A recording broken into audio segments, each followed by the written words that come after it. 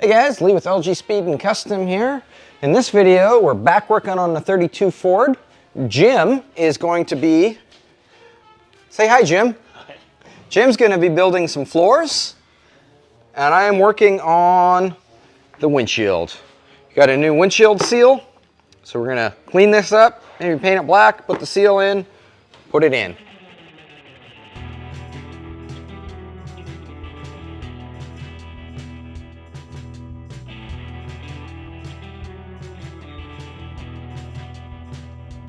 So Jim's just working on some templates right now. The original floor in this car was wood. In fact, I don't know for sure on 32 Fords, but I know on Model A Fords, the wooden floor was made out of the crates that the transmissions were shipped in. So Jim is just making some templates right now out of some poster board to fit all our openings. And he's gonna transfer those onto just some plywood.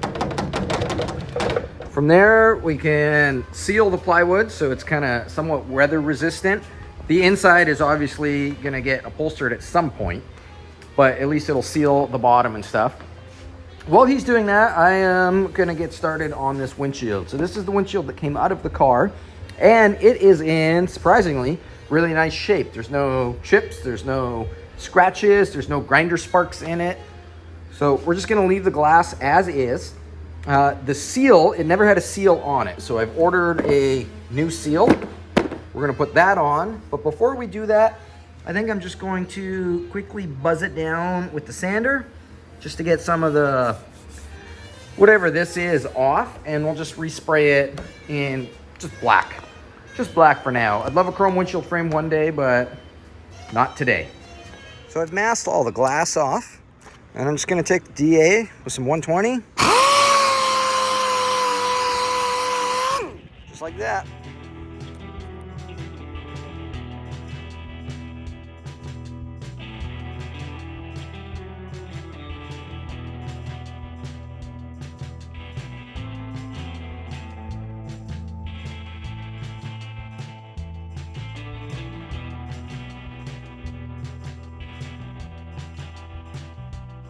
Just gonna spray this with some Krylon direct to metal anti-rust technology. I don't think that means anything. It's just black spray paint. So we're just gonna spray it with that. I know they're like, this should be sandblasted, but I don't want to open that can of worms right now. We're not restoring this car. We're just fixing the stuff that was dangerous on it and kind of just putting it back together.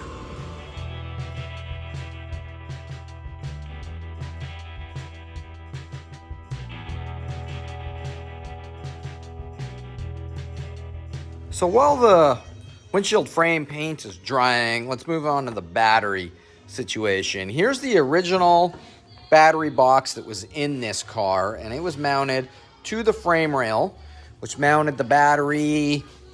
You know, I don't even really remember where the battery was. I think it was over there. I got this battery box a while ago from my friend Bruce, and it came off a hot rod that he was working on that bolted to the K-member.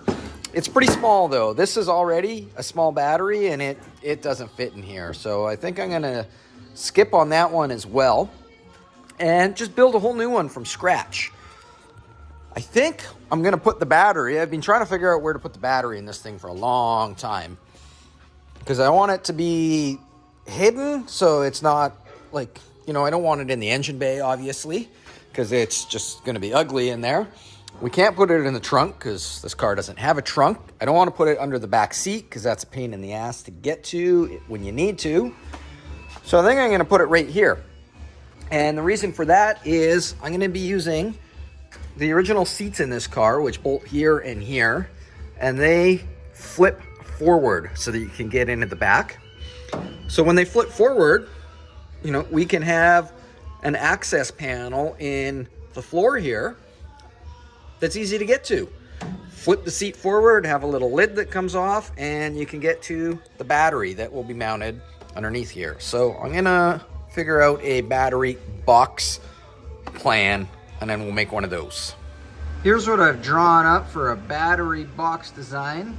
We're gonna cut it out of some 16 gauge bend it up and see how it works.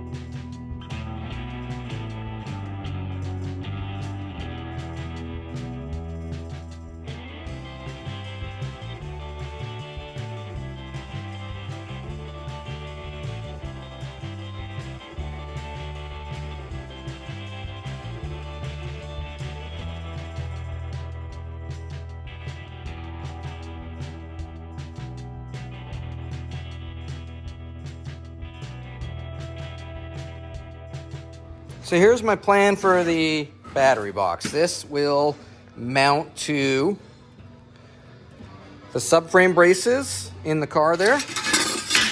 This guy is going to get welded along there to give it some strength. And this one, we're gonna fold the ends over and then it will bolt in there. And I want this one to be able to unbolt so that you can get the battery in and out easier if we have to. Let's check in on what Jim's been up to. He's got the rear board cut. He put a little bit of this butcher block stain that we had laying around. I don't even know where it came from. And now he's butcher block staining the middle one. So pretty straightforward stuff. He just took the templates he made, put it on some plywood, cut it out, drilled some holes. The way the wood mounted from the factory in 1932 was just with these like little nutserts. So there was a couple that were missing, so he's just replaced them with newer nutserts. Easy peasy. Drew a straight line through our starbursts so that they stay lined up, because you can't have uneven starbursts on your battery box. What if somebody sees that? Oh, embarrassing.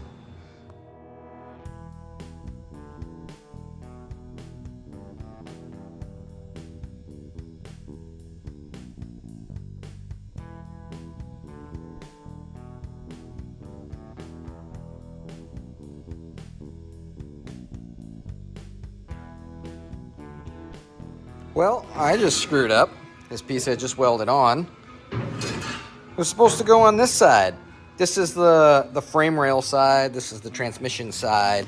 And these are cut on a specific angle to fit the subfloor in there. But I think it'll be okay. I think if I cut this one where I was gonna fold it and weld it in just like that, I think it'll still be okay, because there should be hopefully enough room that the battery will just drop straight in. It's gonna have to. Well, we'll try it. I mean, we can always cut that off if we have to. So all that footage you just saw was filmed Wednesday afternoon. We had just finished Kevin's 47 Monarch, and we were waiting for our new project to come in, which was supposed to come in Thursday morning. So we had a few hours in the afternoon to kill, so we were working on my 32. Thursday morning, it was raining, which means our customer that was coming over canceled because he's got a fenderless car and he didn't want to drive it in the rain. So I decided to take advantage of the cool weather, and I had a bunch of axles sitting here that needed to be dropped for people. Bruce Donnellan's axle, Lawrence's axle, Terry Stenberg's axle. So while it was cool, I took advantage of that. But because our project for Thursday never showed up, Jim kept going on the 32. Let's take a look at what he's got done in here. Wow, look at that. So because I was busy dropping axles, I didn't really film anything that Jim was doing, but it's pretty straightforward stuff. He just made templates for the opening out of poster board, transferred it onto plywood, cut it out, drilled his holes, and those just go into nut certs. Took a little bit of trial and error up here, not trial and error, but had to, take his time measuring stuff. For the boards up front, it's just one whole board. We had the old boards from the car that we could use as a rough template. The one issue Jim did run into, we had to take my brake pedal push rod out. It is sitting up here because it needs to be shortened just a smidgen. The brake pedal was sitting a little bit too high to allow the board to sit flat. So we'll take care of that in a bit. But in the meantime, my battery box that I built is currently sitting under there with the battery in it. And we got to pull it out again because it's not completely done yet. And I screwed up on one other little thing. So I'll quickly pull the floors out and I'll show you my screw up.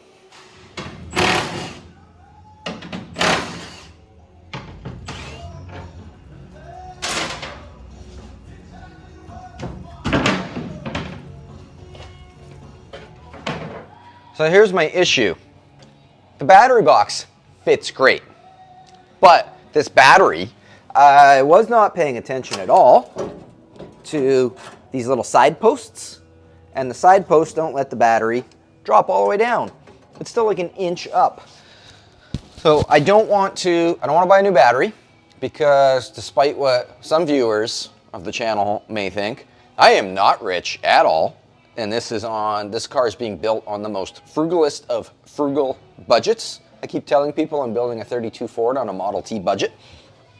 So I don't want to go buy a new battery because the battery is going to be like 150 bucks. And there's other places 150 bucks could go. Second, this is a good battery. Now I also don't want to cut these to fit this because chances are when this battery does die, I will never ever buy a side post battery again. I hate side post batteries. It's probably one of GM's most ridiculous designs. But I've got a solution. I can fix this. I can make this work without spending any money. Shannon's Comet. Now, I have not run this past Shannon yet, so hopefully she's cool with it, but the battery in her Comet is the same dimensions as that battery, but it doesn't have side post stuff on it. So the side post battery will work fine in here. It's not going to interfere with everything, so I'm just going to put my battery in Shannon's car and Shannon's battery in my car. Problem solved.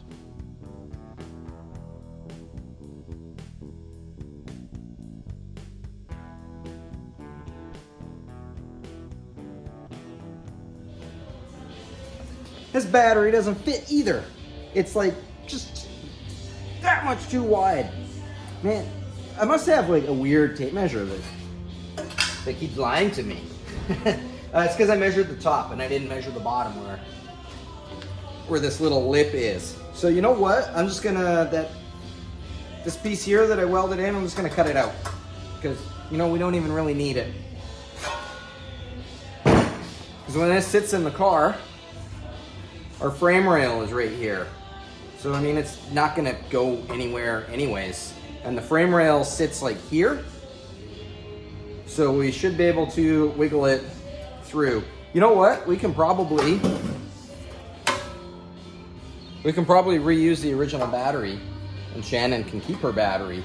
Because if we cut this out, the side posts can just sit here. Honest, I know what I'm doing. I think.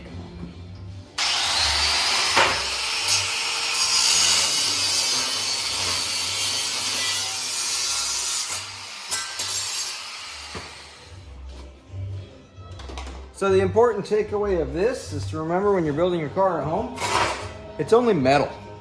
So if you screw it up, you can just cut it apart and fix it. It's not the end of the world. Our battery box is sitting in position. I've got one bolt holding it and some vice grips on this side. I haven't securely fastened it yet until we make sure it works. We're gonna turn our post to the inside now, our side posts, and boom, look at that. Problem solved. So now I think we can figure out how we're gonna mount this. I think, so it sits on here and we've got one bolt going through like the same bolt as this. So I might just, I don't know, maybe put a couple rivets in there to hold it. That should be fine. Drill some holes, then we'll pull it out and we'll paint it black. And then our battery box is done.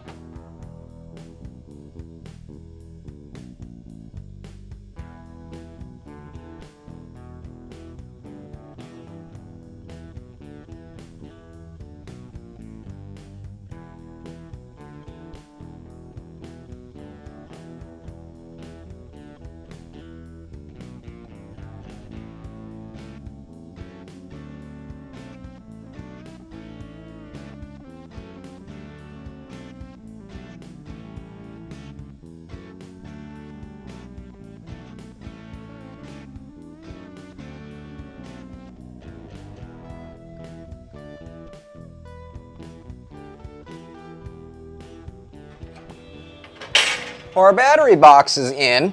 It's riveted in. I just got 6 to 8 inch rivets. I think that should be plenty to hold it in. I mean, once the battery goes in there, the weight's gonna be holding it down, and then it's also gonna get sandwiched with the plywood, so I don't think it's gonna go anywhere. We're not quite done with the battery yet because we still need our access hole. So let's mark that out, and then we can cut the access panel in here. So to figure out where we need to cut our hole, I'm going to use a straight edge. And more or less, I'm going to lay the straight edge flush with the battery box. And then we can transfer those marks onto here.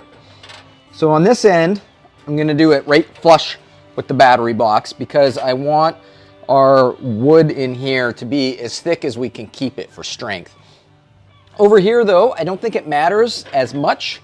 So I'm going to, instead of making it flush with the edge, I'm going to put this straight edge flush with the edge but on the other side, and then add the width of the straight edge on there, which is more or less just going to make it an inch bigger than the battery box. And the reason for that is just to give us a little bit of room to slide it in there, make it not as tight of a spot.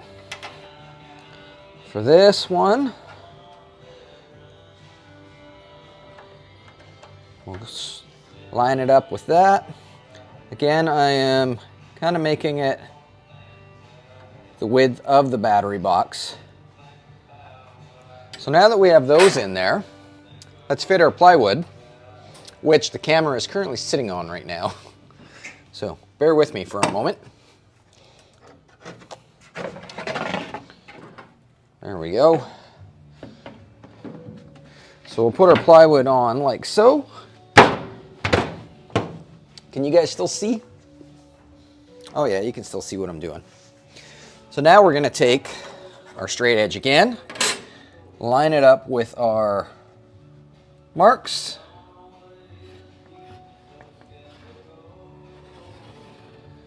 And just simply transfer it.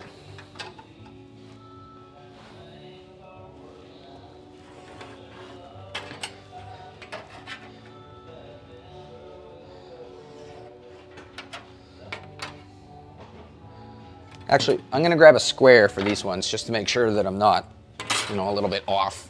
All right, we'll double check this one. Oh yeah, it's way off.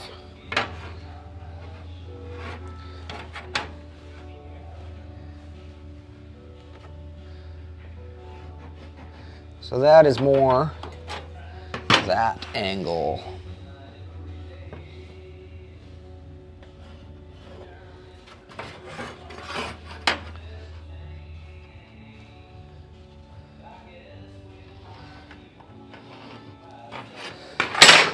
Here's what we have to cut out. I'm just going to use a jigsaw to cut this out, but before I do that, we need to drill some holes. for the jigsaw to be able to get in there. So I'm just gonna do all 4 corners.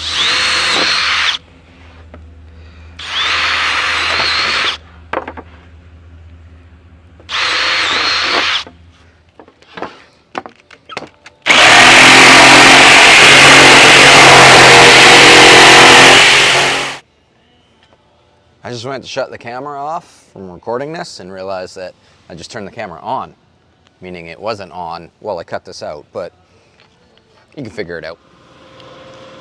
Some 120 grit on the DA just to clean up our edges here.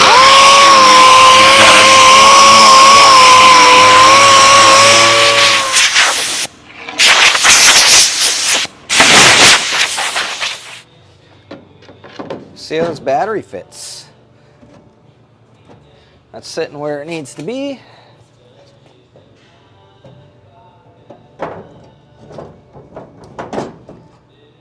Beautiful. All right, well, let's build a lid now.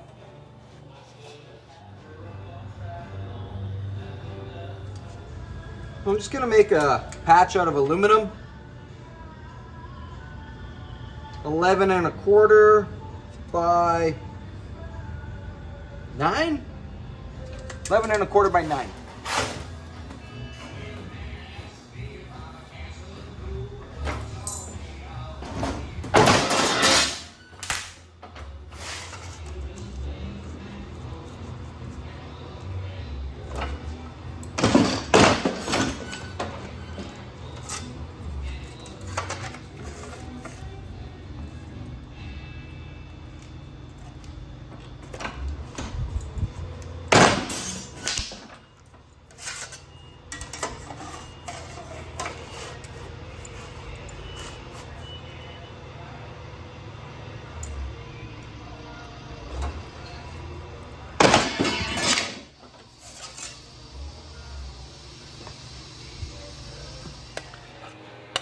I'm just going to notch the corners ever so slightly, and that way we can fold the ends over and give it just a little bit of shape. Mostly so that when the underlay and carpet and stuff goes in, it will, you know, kind of compress into it a little bit.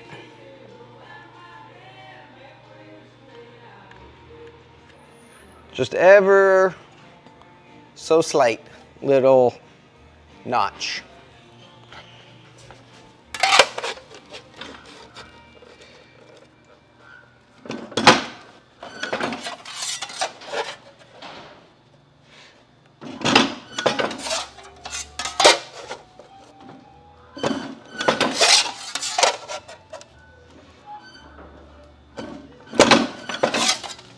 Just like that. Now we're just going to put a little quarter, maybe not even a 1/4 inch. 1/8 of an inch maybe? That might be too small. We'll try it.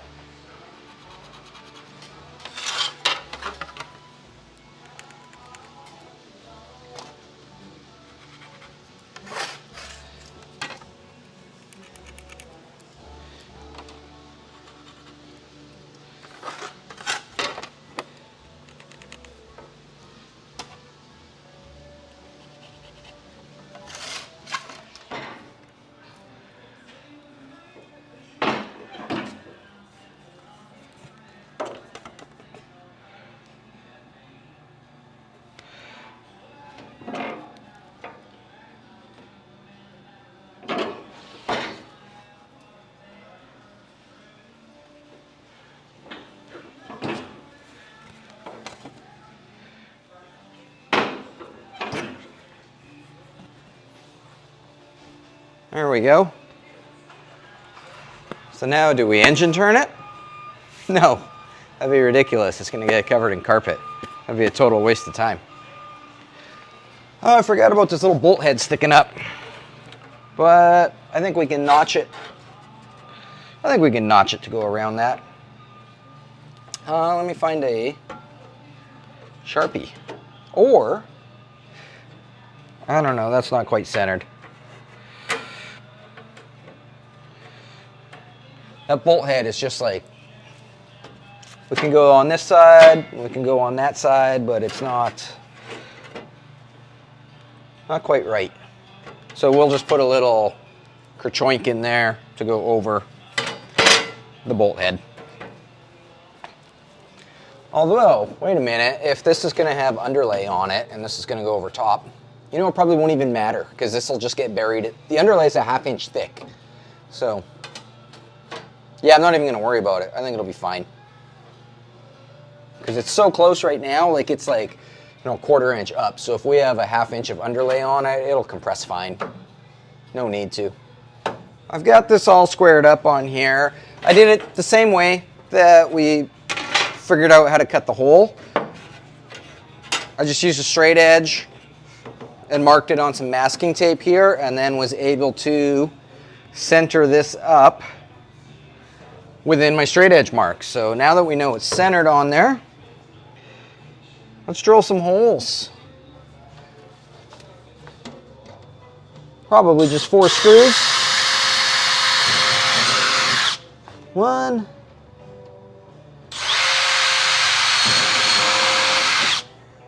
2,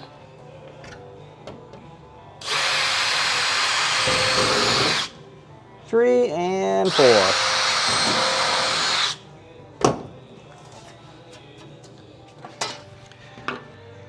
Just 4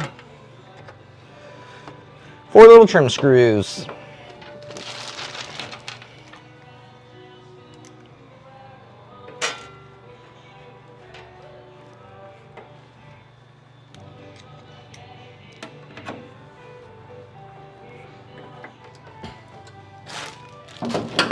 So when it comes time to upholster this, because I do upholstery as well when I build cars, I think about like 10 steps ahead, like doing the upholstery stuff, which is sometimes not a lot of people do that, people that aren't familiar with upholstery. And as a upholsterer, I'll get cars that are brought to me for interiors that they did not think of any upholstery stuff, so stuff doesn't work. So I try to plan ahead for that. We want to be able to work on this car, but we also want carpet in the car.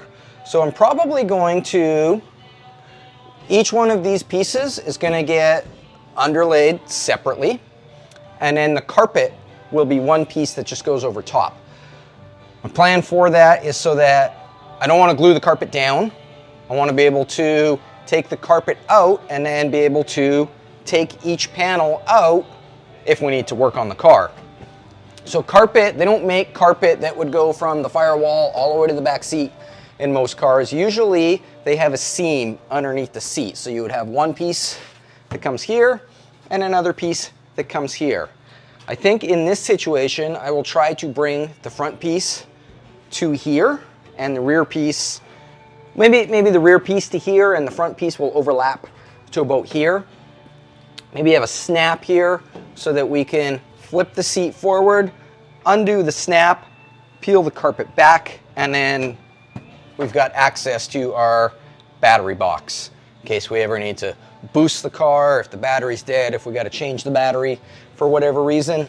I don't know if I'm going to do one for the master cylinder or not, because there's a lot of space between the floorboards and the master cylinder that you can still get to it, I think, without having to take the floor out. So that'll probably be fine, but I think our battery box is done. Moving along. What are we going to move on to? I don't know. Maybe we should fix the brake pedal.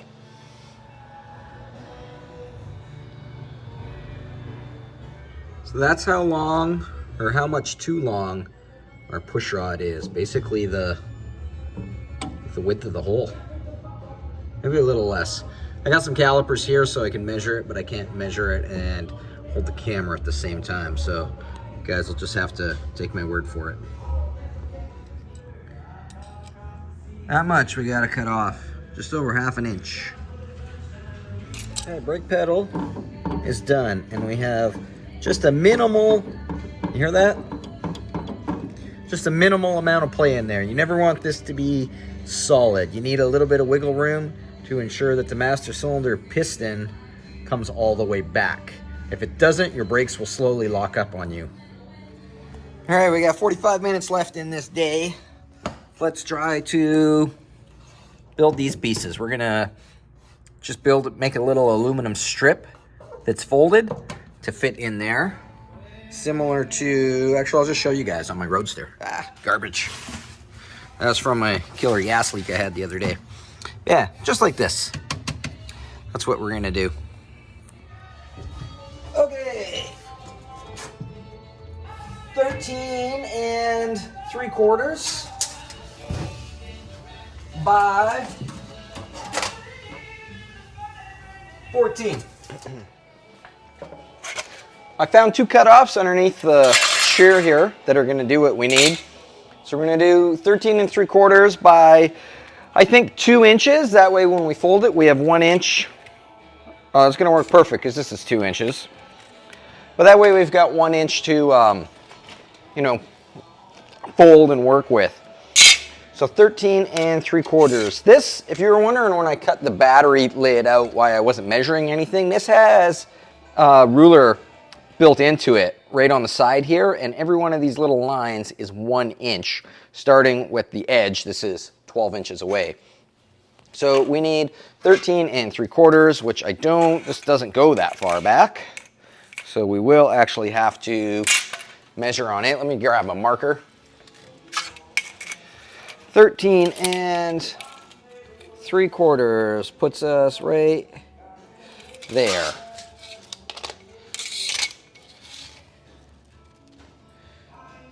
Right about there. So technically this should be 1 3/4 inches. Yeah, from the end to here. Boom, there's one piece done.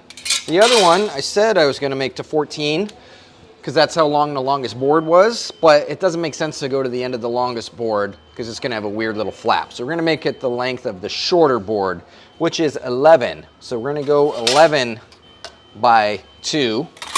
Let's do our 2 inch first. Actually, we're going to go a little bigger than 2 inch because this end is not cut square. So we'll go like 2.5.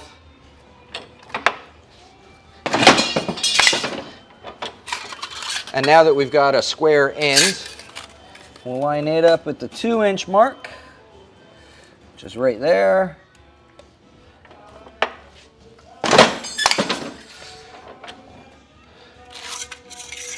Now we're 2 inches wide. Let's go to, same thing, this end's not totally square, so we'll chop it off, make it square, and then line this end up to 11. Here's our 2 pieces. So now we can put this in the brake and chook, folder.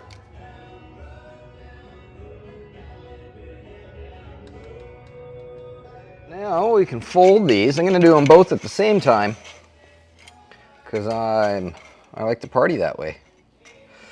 I've taken my angle finder, or not my angle finder, my T-square, and marked it at 1 inch. So we can line that up. Slowly going to clamp it down. That end's already locked down, so as I lock this end down, it comes down like this. So if we lock this end in, we can still manipulate this end a little bit. Actually, this end's got to go in just ever so slightly. Okay. 1 inch. 1 inch. Let's fold it. You guys remember what the angle of that floor was? Me neither. But that's probably pretty close. Let's go try it. If we got to go a little more, we can go a little more. Survey says nailed it. Bam. Actually, it's not quite nailed. It's maybe like a ½ degree too much, but that's fine. It's just aluminum. It'll take its shape. Yeah, that's perfect. This one's perfect. That one, it's just a little bit too much. All right, let's put some holes in here, and then we can screw that down the same as this. So I got this cool hole punch from Princess Auto. My sister got me this for Christmas like I don't know, 12 years ago. And it makes making holes and stuff like this really easy.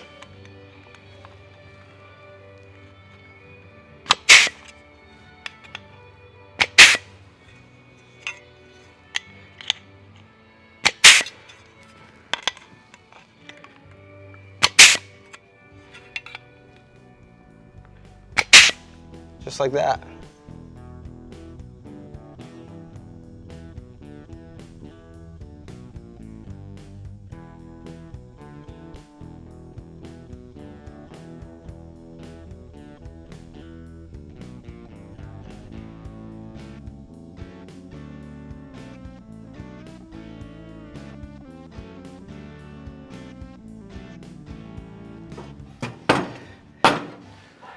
Well, I think the wood portion of the floors are done. We still got to build the transmission cover and the little cover that goes around the pedals and the steering column. But we've run out of time for today. I kind of wanted to quickly blow this apart and stain everything so that tomorrow it was ready to go back in. But I told Shannon I would only work till 5 today, and it's almost 5 o'clock now. I got 5 minutes. So we'll just do it tomorrow. It'll be fine. We'll pull it out first thing in the morning, stain it while it's doing its thing, while it's drying. Remember the windshield frame? It's been drying since Wednesday, and today's Friday now, so it's probably dry. We can put the seal on, and we'll put it in. We've also got a seal for the cowl vent, and we got the cowl vent handle to open and close it. So we can do that, and then when that's done, we can put the floor back in. We'll see you tomorrow. Saturday morning, we're gonna start by pulling this apart, and then we'll stain these front 2 boards. We might hit the back boards one more time too, I don't know. Why not? So Saturday mornings in the shop is something that I very much look forward to. When I was a kid, my dad and I lived in an apartment, didn't have a garage. But the company that my dad worked for, they were really cool in the sense that they would, like, my dad was allowed to work on his own vehicles at the shop on weekends.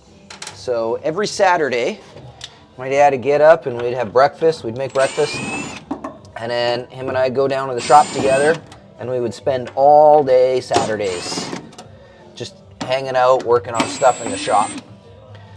And now, like, 25, almost 30 years later,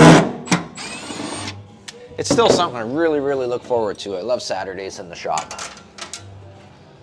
No stress, just working on my car.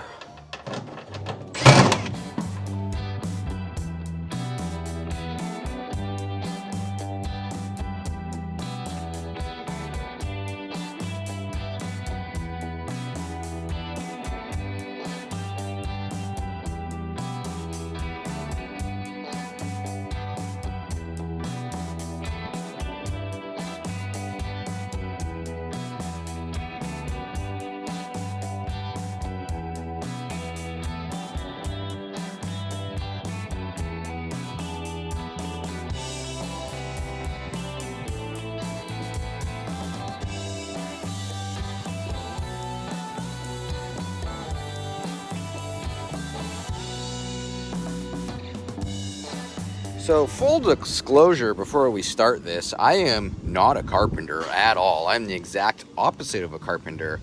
So what I'm about to do here, just, take it with a grain of salt and maybe do your own research before you do this on your car. And I'm sure every carpenter that watches this is going to tell me how I'm doing it wrong, but whatever. So here's our butcher block oil and finish. Why did I choose butcher block, you ask? Because it was already sitting there on the shelf. I didn't have to go to the store to get it. I had no idea where it came from, but when I was talking to Shannon this morning, she said she bought a couple cans of this a couple years ago to redo the stairs and did one step and did not like it. So we're gonna use it on here. I've read the directions on here. Basically, you use a rag and you don't brush it on, you use a rag and go in the direction of the wood grain. Waits 6 hours and it's good to go. You can give it another coat or put it in the car. I know when Jim did these the other day, We waited about 6 minutes and it seemed dry to the touch, so I don't know. So I'm gonna do the bottom sides first and then, wait a little bit, flip it over, and then do the top side. I'm not too worried about, how sealed this is gonna be, because when I did my Roadster 13 years ago, I knew even less about carpentry then, and I didn't seal it at all. It was just raw wood that went in, and 13 years later, the underside's got a nice haze of fluids from the engine that's preserved it, and the top side, I mean, it's a little dirty, but it looks fine. So that's why I'm not too stressed about it. This stuff is also water-based and supposed to be good for the environment, which is, in my experience, usually means it sucks. It doesn't work very good, which is another reason why I'm not too stressed about it. I don't know, it's an experiment.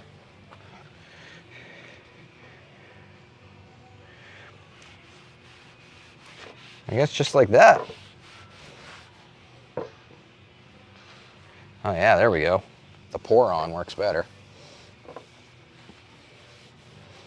All right, I'm gonna switch to time lapse so that you guys don't get bored and go watch another video like Bennett's Customs. Congratulations to Bennett's Customs I just saw this morning on Instagram, they hit 50,000 subscribers. That's incredible. We kind of started about the same time. It's probably because I had so much bad music in my videos. So many people that hate rock and roll.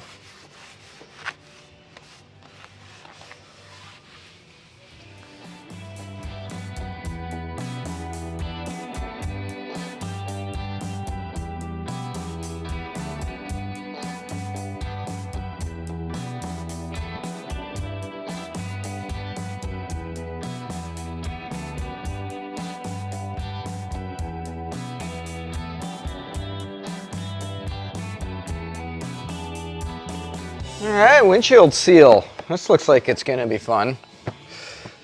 Precision molding courses. Bob Drake's improved 39 to 39, 32 to 39. Closed car windshield seal features high grade rubber with molded radius corners rather than a straight length extruded rubber that wrinkles when installed. This makes for a perfect factory seal and fit. Except for our windshield frame is chopped, so we're gonna have to cut this apart anyways. Chances are there's a 99.99% chance that this is still gonna leak even when it's installed. And I think that's just a fact of old cars, is that old cars, they kind of leak. And I can live with that. So, but that being said, we're still gonna try our best. We're gonna have to cut the corners, obviously, but we can maybe use a little bit of urethane or something to seal that cut up. I don't know. We're just gonna wing it. It'll be an experiment, like our floorboards sitting outside drying. I think any fold-out windshield is there's a reason they don't do fold-out windshields anymore. It's because it's just, to get them to seal is impossible. All right, I'm gonna study this for a moment and see if I can figure out a plan of attack.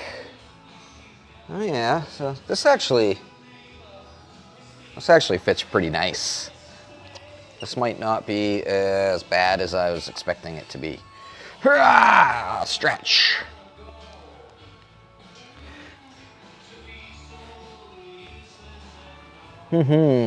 So, my plan was originally just to snip this, glue that piece in, glue this piece in, but this piece gets stretched so tight, which isn't a bad thing, that I'm scared if I stretch this to glue it in here, it's just gonna pull the ends away. I wonder if I should do this in 2 stages, glue this piece in and then cut it and then put that piece in. I think that might be the better way, because you can see here we got a lot of excess. I wish I knew how much this car was chopped.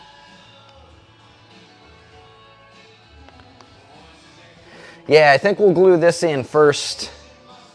Let that set up, and then cut it apart and do that piece. So we've got some windshield urethane here. I've taped these ends just to hold this from wrapping around. And I think we are going to try our very best to not make a mess. And make a little bead. This tip is just, we're making a mess. There we go. That's better now. This tip's a little mutilated. But we got a nice bead going now. We're just filling this little channel with some urethane. And then we'll start in the middle and just kind of tape it in there.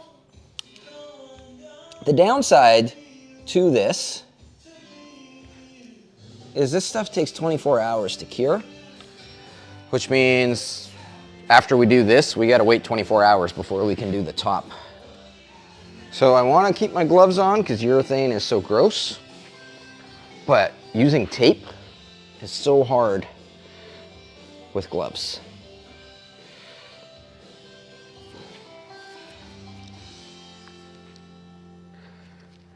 Like this, for example.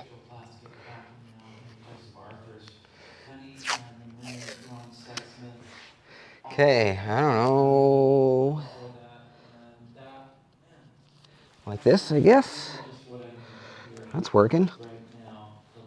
Oh yeah, I got urethane all. It's a good thing we painted this black and we're using black urethane. Okay. I think it's gonna work.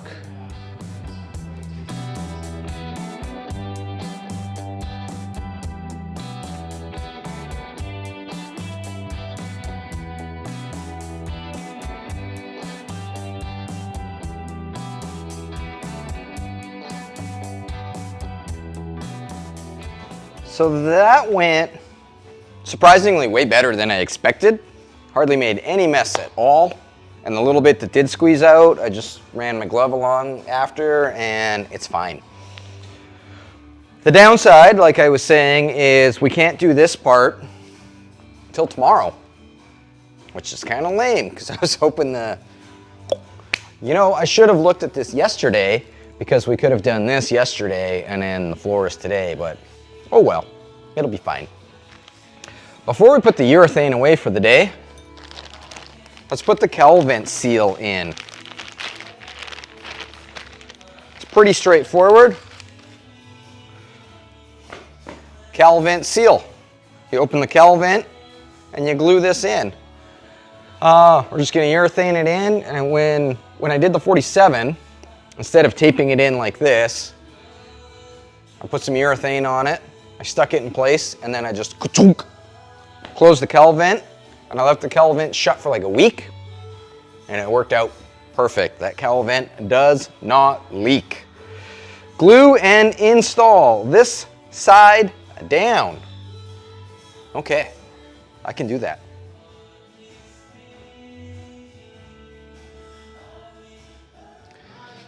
So the first thing I'm gonna do is just mock this up to see how it fits and how easy it is to get in here, which is not too bad actually, because I want to try and put this in without actually taking the cowl vent out for two reasons. One, we can use the cowl vent to clamp it down after, and two, the cowl vent currently fits perfect. It's got great gaps and I don't want to disturb that.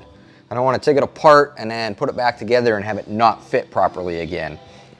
You know, not that we couldn't figure it out, but I think this way might be a little bit easier. So what I think I'm gonna do is, come on, get out of there, get out of there. Rolled over on me. I think what I'm gonna do is I'll use urethane and lay a nice little bead in here.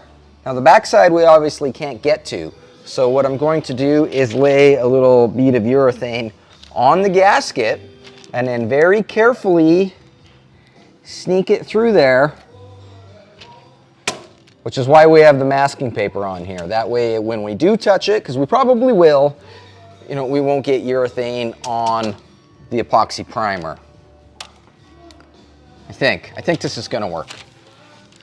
Can we go any higher? Not really. That's as high as it goes. It'll work. It worked on the 47, why wouldn't it work on this? Right? All right, let's put some urethane on here.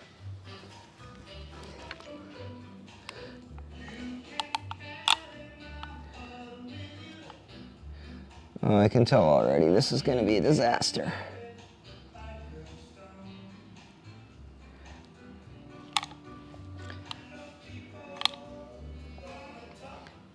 All right, let's go do the cowl now.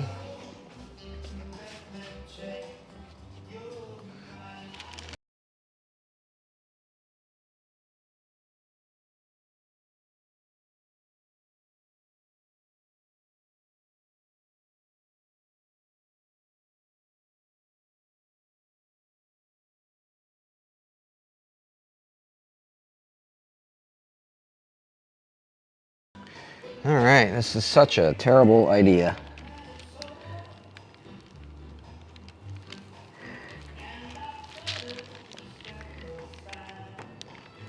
All right, we're in. Oh, she's messy. She's messy.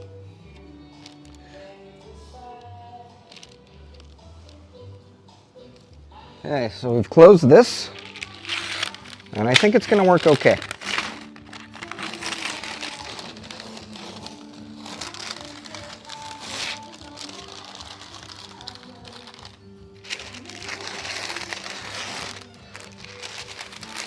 Got a little smear right there, but we can clean that up with some little wax and grease remover. This will be a good test for this Summit primer. Make sure it doesn't wipe off. It shouldn't. That's the... Yeah, that's why we chose this route instead of just like a rattle can. It's because a rattle can it'll wipe right off. So far so good though. All right, we're gonna leave that closed until tomorrow. Just right now it's sucking everything down.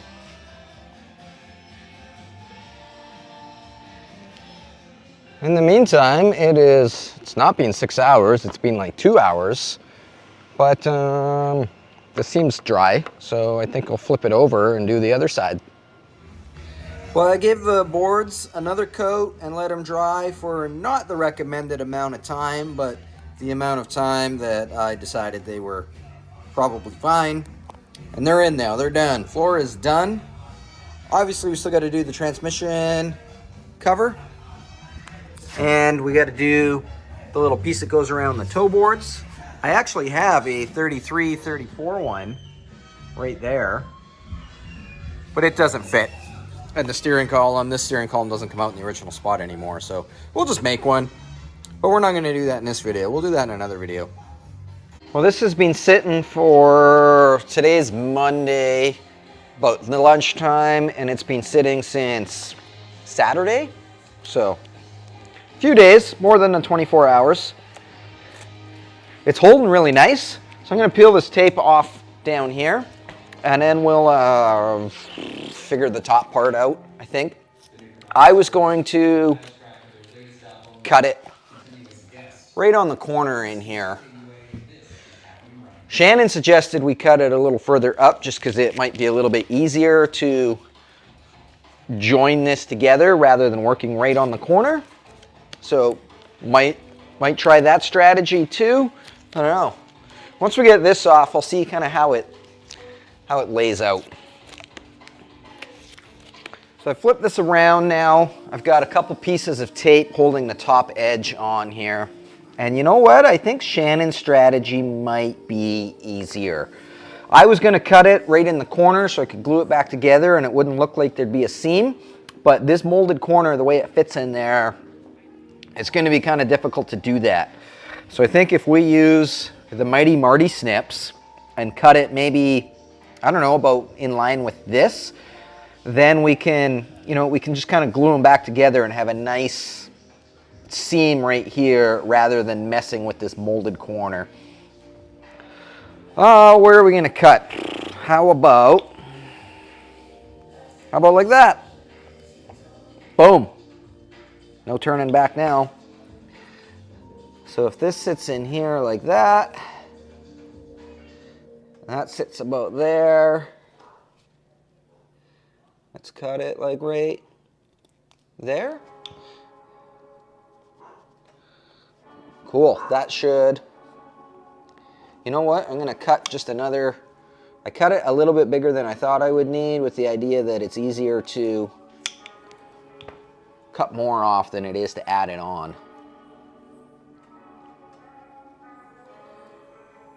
And this has quite a bit of stretch in it too, so I think that's gonna work. I'm gonna go do the other side, and then we will just do the same thing again. Fill that channel with urethane and glue it in.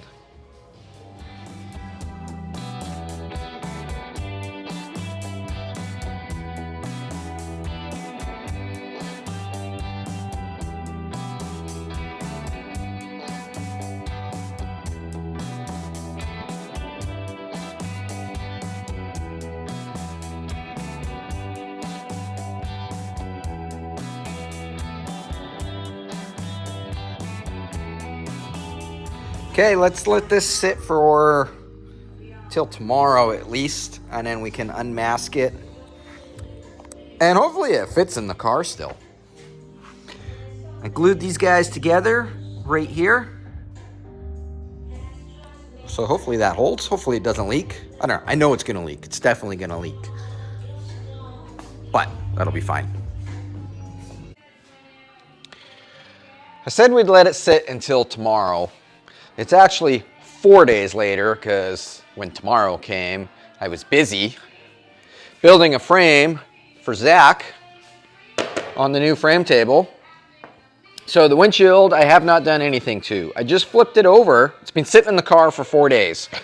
I just flipped it over for the first time since gluing it, and man, we made a mess. This is gross. The real glass guys are probably like, they're probably all like, cringing right now. But, I'm not a glass guy, so I did my best. But we can clean this up. Pretty sure we can clean it up. We're going to try to clean it up. I don't know how yet, but we'll figure it out. We'll make it at least look better than that. So that's what I'm going to do. I think I'll take a razor blade and start cleaning the big stuff off, and then, I don't know, but we'll figure it out.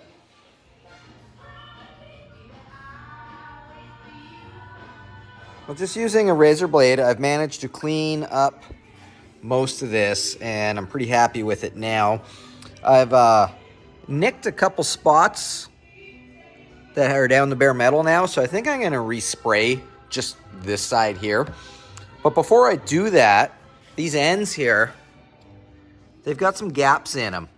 I didn't chop this windshield. This is the windshield the way it came out of the car. So whoever chopped it before, the fit and finish is, for when it was done, it was probably fine. But I think we can do it a little bit better than that. So I've masked it on each side here. And I'm just going to take our urethane again and just smear a little bit in there, then wipe it off, pull our tape away, and it'll give us a nice crisp edge. From there, we'll mask our seal off and just blow a little bit of paint in just to clean up the couple little spots where I nicked it with the razor blade. Hopefully you guys can see this okay. Put a little bit there. Do a little bit on this side. We don't need much because we're going to wipe most of this off. And then we'll just take our glove.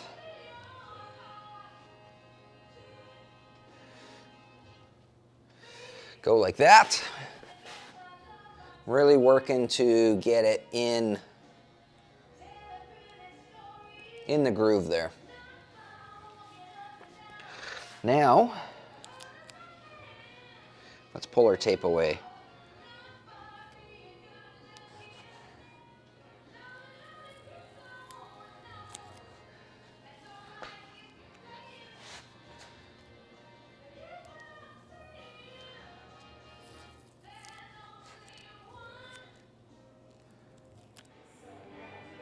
just like that. I guess we gotta probably wait for that to dry before we can paint this. There's a lot of waiting around on this video. I just gave this another coat of Krylon, and it blended in so nice. It almost looks professional.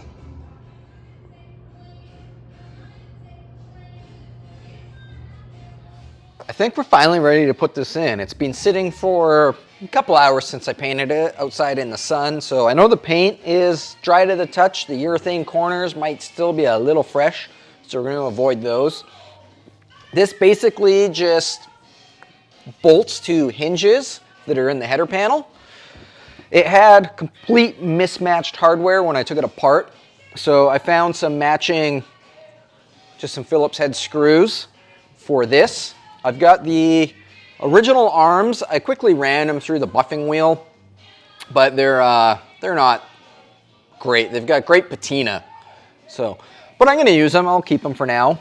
And then there was a whole bunch of just various washers, and I think these were used as the nuts on here because the original, it had they were like a knurled knob that was factory.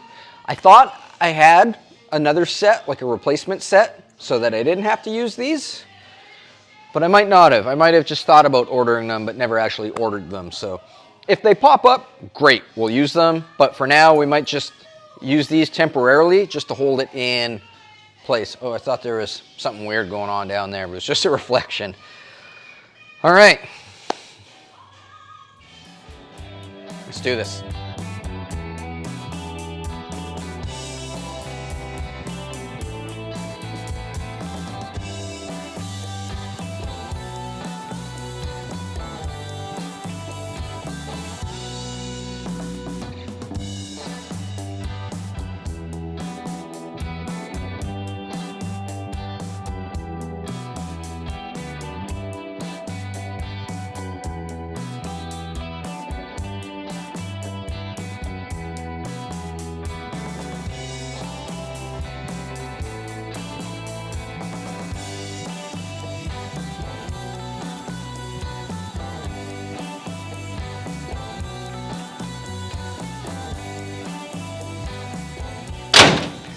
Well, the windshield's in.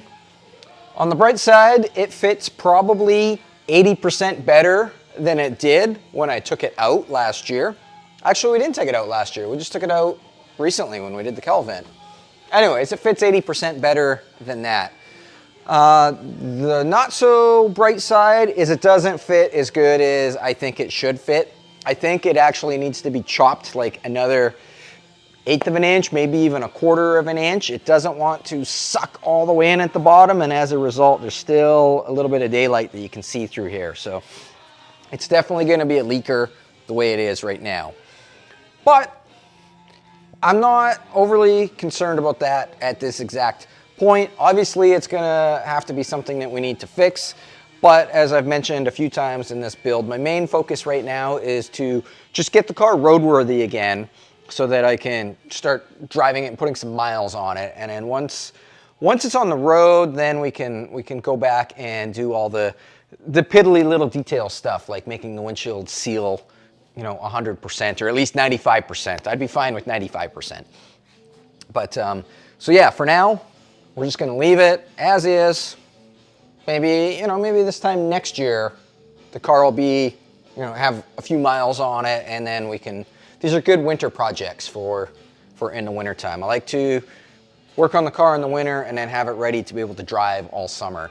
Doesn't have to be 100% when I drive it in the summer. It just has to be enough that like you can safely drive it, go on some hot rod runs, go cruising, stuff like that. And then, save the winter time to fix the windshield gap that's not 100%. Anyways, we're gonna call this video here. Thanks everybody for watching. Really appreciate it. We got our windshield in, we've got some floorboards in, we've got a battery box in, so definitely made some good progress in this video. As always, if you want to support the channel, get some LG Speed and Custom merch, please check out lgspeedcustom.com. The last video on this car, that was a record amount of merch. So thanks everybody so much. Everybody that watched the last video and went to the website and grabbed a shirt and some stickers and stuff. You guys are awesome. I really appreciate that. So anyways, we'll see you guys on the next video. Thanks for watching.